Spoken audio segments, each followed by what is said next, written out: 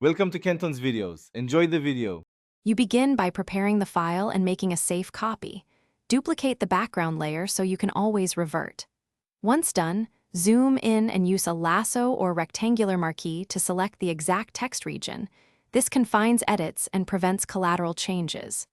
Next, choose Content-Aware Fill or a healing tool depending on your app. Content-Aware is fast, while healing blends texture. Make sure to sample nearby pixels and keep selections tight so automated fills have accurate source data.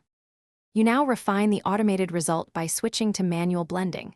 Start with a patch or spot healing tool to remove obvious seams, then use the clone stamp at low opacity, 10 to 30%, to paint texture gradually. This preserves detail and avoids repeating patterns. Once done, use a soft-edged brush on a layer mask to blend transitions. Toggle the original layer on and off to compare. Make sure to sample frequently from nearby clean areas so tones and grain match naturally. You finish by matching tone and texture. Apply levels or curves to balance contrast.